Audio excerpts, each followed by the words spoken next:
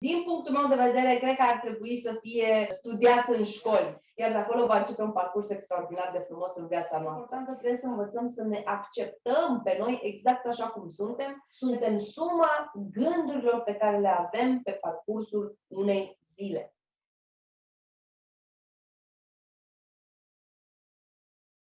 Un training extrem de important, un training care, din punctul meu de vedere, cred că ar trebui să fie studiat în școli. Ar trebui să fie studiat încă din primele clase primare, pentru că are un impact foarte mare în viața noastră, chiar dacă nu ne dăm seama, ceea ce se întâmplă în copilăria noastră, cu cine interacționăm în copilăria noastră, ceea ce auzim că se vorbește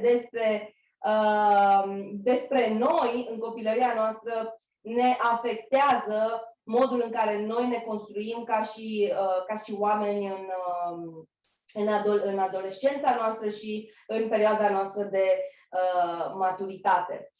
Și anume despre încrederea în sine, despre stima de sine.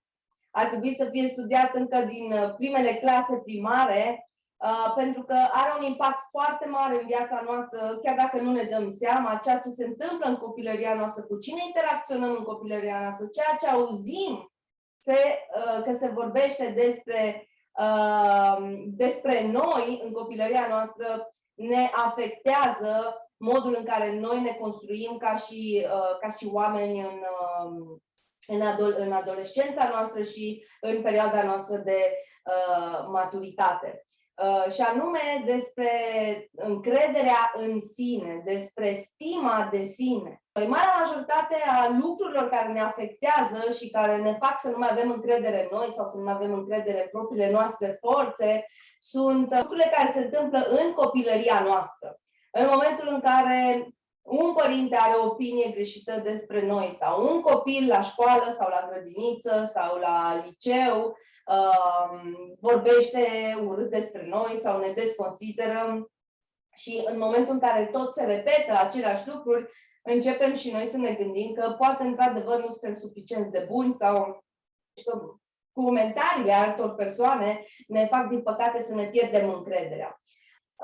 Toate aceste lucruri, să nu mai trebuiască să țin cont de opiniile altor oameni și să mă încred 100% în mine și în ceea ce pot eu să fac și să devin cel mai bun amic al meu, cel mai bun susținător al meu și cel mai mare admirator al meu. Și de aici a pornit, practic, tot studiul despre încrederea în sine și tot ce am învățat de-a lungul anilor despre acest domeniu. Iar în această seară mi-am propus să împărtășesc cu voi tot ce am învățat, câteva trucuri, câteva lucruri practice, ca să ne creștem încrederea în noi. De ce spuneam că este un training extrem de important? Pentru că, până la urmă, de aici pornește absolut totul în viața noastră.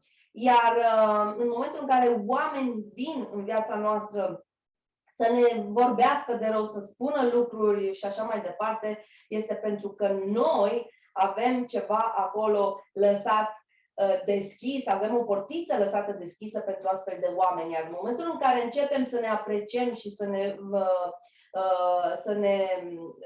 avem o valoare, să credem în valoarea noastră personală, lucrurile acestea se vor încheia, iar de acolo va începe un parcurs extraordinar de frumos în viața noastră. Am să dau drumul la slide-uri. Nu este un training chiar foarte lung, dar îmi doresc foarte mult să fie un training din care toată lumea să-și mai culeagă încă o informație importantă pentru viitorul lor, pentru parcursul lor, pentru dezvoltarea lor personală, pentru evoluția lor în această viață. Din toată inima mea îmi doresc să fiu aici pentru voi, să vă fiu de folos. Trust yourself, încrederea în sine și mai mult decât atât, încrederea în propriile forțe, de ce este importantă și cum putem să o obținem. Care este scopul nostru? Poate că mulți dintre voi v-ați întrebat, păi, care este scopul nostru în această viață? Ce avem noi de făcut în această viață? Care este misiunea noastră? Cu ce motiv am ajuns pe această planetă și încotro trebuie să ne îndreptăm? Este o întrebare care foarte mulți oameni și-o pun, există enorm de multe răspunsuri, dar probabil că cel mai apropiat răspuns este tocmai în interiorul nostru. Privește în jurul tău. Majoritatea oamenilor sunt nefericiți. Te-ai întrebat vreodată de ce? Și știți foarte bine, aveți o grămadă de prieteni, aveți o grămadă de colegi de serviciu, poate aveți chiar persoane din familia voastră care aparent au absolut totul și totuși sunt nefericiți. Oare de ce se întâmplă acest lucru? Pentru că nimeni nu înțelege că, de fapt, scopul nostru este să fim, este să trăim și nu doar să existăm. Iar în momentul în care o să înțelegem acest lucru, se va deschide o nouă lume pentru noi, o lume mult mai liniștită și o lume mult mai împăcată pentru noi, odată cu această enigmă rezolvată, dacă aș putea să-i spun așa. Imaginea de sine. Ce este imaginea de sine? Imaginea de sine se referă la modul în care noi ne percepem propriile noastre caracteristici fizice, emoționale, cognitive, sociale și spirituale. Da? Deci nu este strict despre imaginea de sine sau strict pe parte fizică, intrăm în mai multe arii. Modul în care ne percepem depinde de gradul de autostimă. Ce înseamnă autostima? De fapt înseamnă autoaprecierea, cât de mult ne apreciem pe noi, autorespectul, cât de mult respect avem față de noi. Și autoacceptarea este extrem de importantă, trebuie să învățăm să ne acceptăm pe noi exact așa cum suntem, pentru că niciun om pe această planetă nu se naște perfect, avem și calități, avem și defecte. Important este ca întotdeauna să păstrăm un echilibru între aceste aspecte și niciodată să nu înclinăm balanța mai mult înspre una dintre ele. Cum știm dacă imaginea de sine a noastră pe care o avem în acest moment este bună sau nu? Este foarte simplu, trebuie tot timpul să învățăm să ne ascultăm pe noi, să ascultăm vocea noastră interioară, intuiția noastră. Ea este cel mai bun ghid pe care putem să-l avem în acest moment. Da? Trebuie să învățăm să ne ascultăm vocea noastră interioară. Care sunt gândurile noastre zilnice? Majoritatea sunt pozitive sau majoritatea sunt negative? Este extrem de important să ne facem o autoanaliză și să fim capabili să vedem pe care parte ne poziționăm. Da? La fel și aici, cum spuneam și mai devreme, este extrem de important să păstrăm un echilibru. Nu există cineva care să gândească numai și numai pozitiv, cum la fel nu există nimeni care să gândească numai și numai negativ. Ok. Acum am ales un citat de la Emerson și am vrut neapărat să vi-l transmit și vouă, care spune în felul următor. Suntem suma gândurilor pe care le avem pe parcursul unei zile. Este extrem de important să avem o părere bună despre noi. Dacă noi nu avem, e normal că nu putem să avem pretenția la ceilalți oameni din jurul nostru să aibă o părere bună despre noi. Tot ceea ce se întâmplă în momentul de față, în lumea noastră mentală, fizică, emoțională și spirituală, este rezultatul gândurilor din propria noastră minte. Părinții sunt primii care participă la creșterea sau scăderea încrederii în sine. Este extrem de important acest lucru. Educația părinților în copilărie joacă un rol extrem de important în dezvoltarea încrederii și stimei de sine. Da? Dar atenție că joacă un rol extrem de important, exact cum am spus și mai devreme, în ambele sensuri. Adică poate să fie cu două tăișuri. Da? Pentru că poate să fie să-ți crească încrederea sau poate să fie să scadă încrederea modul în care ei îți oferă educația. O atitudine extrem de permisivă, cu laude exagerate și lipsa penalizărilor face ca viitorul om să aibă o părere extrem de bună de sine, dar exagerată și nerealistă, fapt care va fi penalizat crunt în viitoarele lui relații. Da? La fel cum penalizările exagerate pot face ca viitorul om să aibă o părere extrem de proastă despre el, evident și ea nerealistă. Da? Pentru că noi ne-am născut practic cu toate calitățile, divinitatea ne-a înzestrat cu tot ceea ce avem nevoie să reușim în viață, să fim fericiți, să fim împliniți, dar, din păcate, suntem niște persoane ușor de influențat, suntem niște ființe care percep, simt, au emoții și putem foarte ușor să fim influențați atât pozitiv cât și negativ. Echilibrul. Aceasta este cheia, așa cum vorbeam și mai devreme, trebuie să fie acolo și una și alta, trebuie să fie din toate câte puțin și important este să trecem într-un echilibru, da? Să nu facem exagerări nici de o parte, nici de cealaltă parte. Echilibrul dintre critică și laudă este în primul rând responsabilitatea părinților. Așa vor ști și copiii și viitorii adulți să-l mențină. Da? Deci este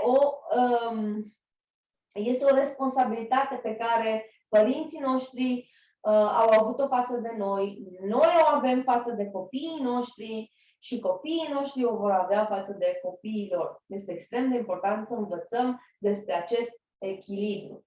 Este bine să existe mereu un echilibru între autoapreciere și autocritică. Nici una dintre cele două extreme nefiind eficientă. Încrederea. Da? Este extrem de important acum să discutăm puțin despre ea. Este o atitudine. Încrederea este o atitudine în primul rând. Este un sistem de principii cu ajutorul cărora vedem lumea într-un anumit fel. Este nivelul ridicat de certitudine al omului în raport cu propriile abilități, capacități și judecăți. În momentul în care ai încredere în tine, ești fericit, ești împlinit, ești motivat. Împărăția lui Dumnezeu este înăuntrul vostru. Un alt citat foarte frumos. Fii propria-ți lumină și nu căuta în afara ta. Sunt niște citate pe care le-am ales în mod special. Deci fii propria-ți lumină și nu căuta în afara ta. Marea majoritate a oamenilor caută cu disperare fericirea, împlinirea, reușitele, bucuria, motivația. Caută în afara lor. Tot ce este mai bun în această viață se află în interiorul nostru. Divinitatea ne-a dat totul. Nu avem nevoie. În momentul în care noi avem nevoie de lucruri din exteriorul nostru, înseamnă că ceva nu mai funcționează bine la mașinăria aceasta perfectă numită corpul uman, pe care noi am primit-o în dar de undeva. Puterea schimbării. Ai fost condiționat din copilărie de concepte, valori și convingeri false, care te-au blocat să realizezi cât de capabil și de unic ești. Cu toți am trecut, sau marea majoritate am trecut prin astfel de lucruri, trebuie să le ștergem, trebuie să le uităm, trebuie să trecem peste ele și trebuie să ne eliberăm de povara trecutului.